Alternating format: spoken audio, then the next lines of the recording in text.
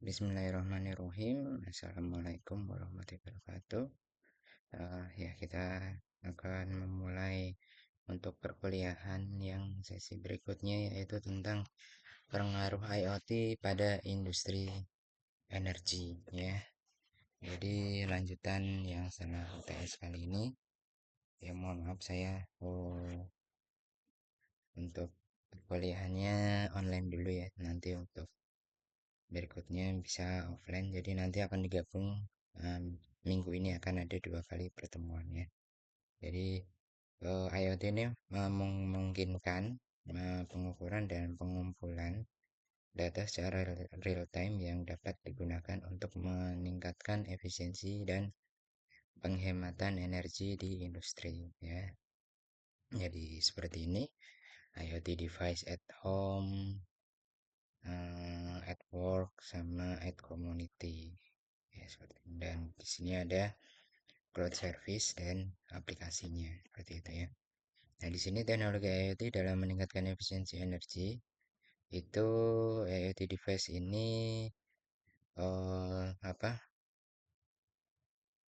Jadi seperti mini eh, termostat yang smart.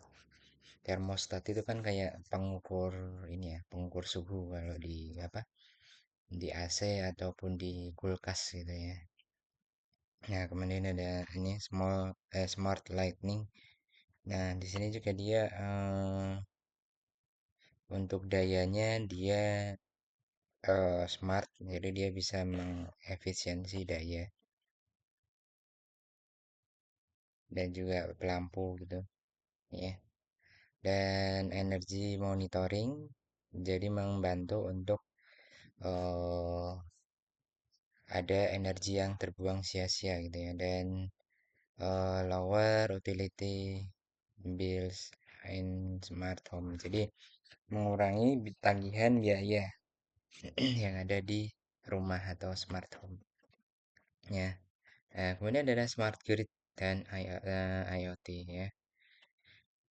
Nah, jadi smart grid itu em, dia bekerja bersama, ya, menciptakan energi yang efisien, ya, dan reliability dan sangat handal, ya. Jadi IoT device ini membantu memonitoring, jadi melihat, ya, dari jarak jauh dan manage energy usage in real time. Jadi bisa mengatur energi yang eh, pada saat itu juga gitu ya. Jadi real time. Dan keuntungan penggunaan teknologi IoT ini di industri energi yaitu memungkinkan pengumpulan data real time, dan otomatisasi yang dapat mengurangi konsumsi energi dan biaya operasional di industri energi. Kemudian tantangan dan solusi dalam penerapan teknologi IoT di industri energi itu memungkinkan pengukuran, pemantauan, dan pengendalian energi secara real time untuk meningkatkan efisiensi dan mengurangi biaya operasional, ya. Kemudian penggunaan teknologi dalam kehidupan sehari-hari. Jadi di sini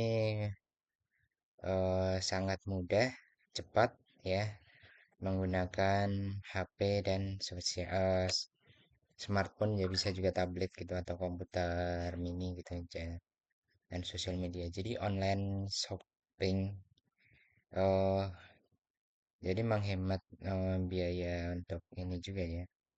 Online shopping juga seperti apa? Memangkas waktu gitu ya.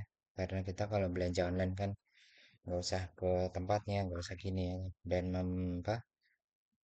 membentuk akses, ini ya, yang lebih luas dalam cakupan produksinya gitu ya. Menciptakan akses yang sangat luas, ya. Jadi nggak cuman di wilayah satu lingkup. Jadi bisa untuk seluruh dunia karena IoT itu bisa dikontrol dengan internetnya. Jadi education and work become accessibility towards early learning and remote work technology. Jadi juga untuk teknologi pendidikan juga ya, dan juga untuk pekerjaan seperti itu. Jadi bisa di remote dan juga pakai learning kan juga bisa dari jarak jauh misalnya kayak kita sekarang atau misalnya di UT atau Universitas Terbuka sudah juga menggunakan IoT seperti itu ya. Nah, kemudian bagaimana IoT mempengaruhi penggunaan sumber daya energi yaitu membutuhkan sumber daya energi yang cukup untuk dapat beroperasi. Sumber daya yang terbatas memerlukan manajemen yang baik agar efisien.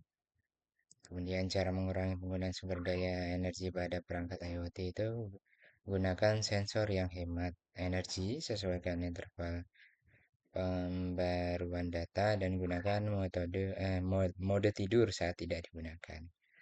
Ya, kemudian keuntungan menggunakan sumber daya energi yang efisien pada perangkat IoT itu adalah menggunakan sumber daya energi yang efisien pada perangkat IoT dapat meningkatkan masa pakai baterai, mengurangi biaya operasional, dan membantu lingkungan.